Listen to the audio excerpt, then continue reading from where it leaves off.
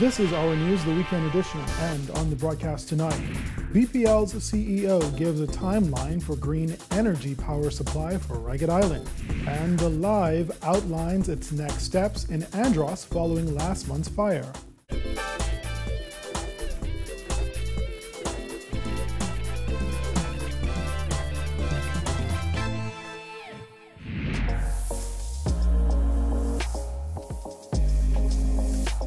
Our news is brought to you by Alive. Good evening, I'm Andrew Knowles, and thanks so much for joining us. The census of unregulated communities is well underway. The Shanty Town Committee has surveyed 4 of the 11 communities in New Providence, with plans to move to Abaco once the New Providence survey is complete.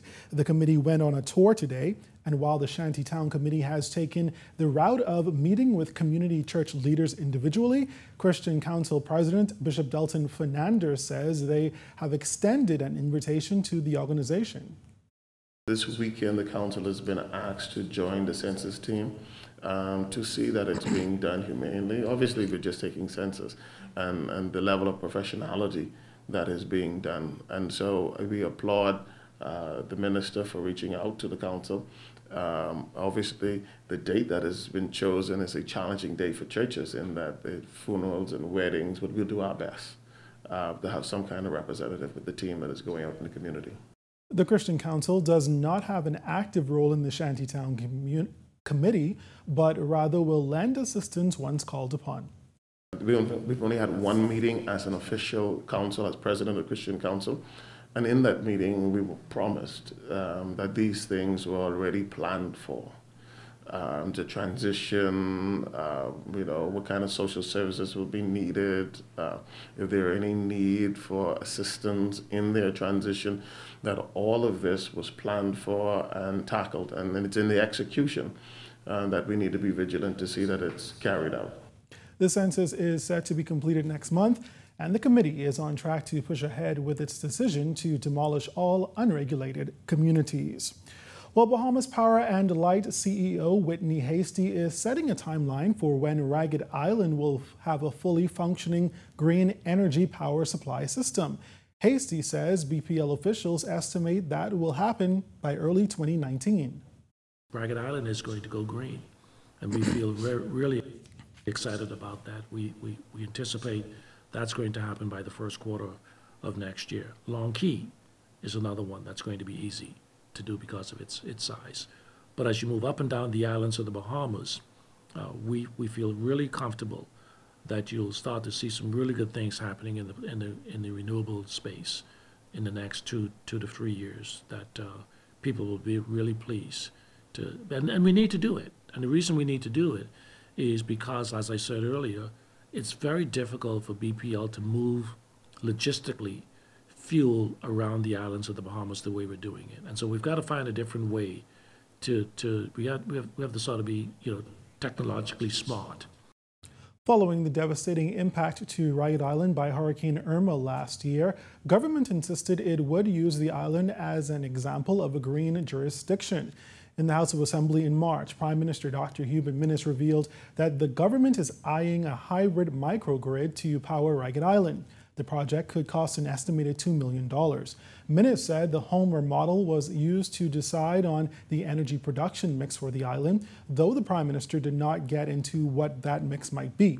He said, however, that the microgrid will provide the island with 95% of its power. He explained that the $2 million system will be able to pay off itself fewer than in 6 years. Hasty says moving forward, BPL will do what it can to implement green energy in more of its day-to-day operations. What we have done is we have looked not only from a board perspective, but also from a company perspective on how we want to implement renewables into our mix. And as you said, that it's very difficult to get renewables, solar, on the ground here in New Providence because land is not readily available to us. But we are looking at doing some different things in New Providence to meet the national energy policy of 30 by 30. The CEO of Alive is promising continued service on the island of Andros following a fire that destroyed its North Andros location just weeks ago. Our Giorgio Bain tells us more. Last month, fire destroyed the Butler's Plaza, which houses several businesses, including Alive, Flying Dutchman liquor stores, and Butler's Laundromat. As police investigations continue into what caused the blaze, Chief Alive champion Damian Blackburn said Alive's estimated loss exceeds $100,000. The actual stock loss was not massive. We don't store vast amounts of stock at the actual stores. We obviously always make sure that there is adequate stock to meet the demands for the day's trading. So the stock loss wasn't the real loss. We did lose in six figures. You know, to create those beautiful Alive concept stores, you know, does cost us over $100,000. The fire has also raised questions about the future of the mobile service provider's operations on North Andros. Blackburn says the plans are to keep their employees and to move forward. Yeah, it was a very sad event about 10 days ago or so, 2 weeks ago, that the store burnt down in Andros in the plaza there. The good thing is, of course, that nobody was hurt, which is the main thing. But it was sad for us. We'd obviously put a lot of investment into that store. No service has been disrupted for Alive customers. We've made sure that all of the staff have been obviously retained by Alive and are working hard for Alive customers. Admitting that it is difficult for businesses to operate on family islands given the lack of infrastructure, Blackburn said Alive has a mandate to uphold and will continue to open stores on the family islands. Alive opened its Long Island store this week and is now preparing to open a new location on North Andros. We've made sure that our mobile store, our Alive van in Andros, has been located near to the store that burnt down all that time, and we have now found a temporary solution that we will open in the next 2 weeks in Nicholstown. So just hang on, and I thank everybody in Andros for their patience in North Andros. But the store will be open shortly, and we've made sure that all our staff have been fully deployed to other activities at the moment. Reporting for our News Weekend Edition, I'm Giorgio Bain.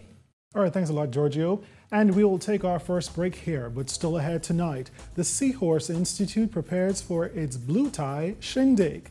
And later, students take on hydrodynamics with Lego. We'll explain. Those stories and more coming up when our news returns.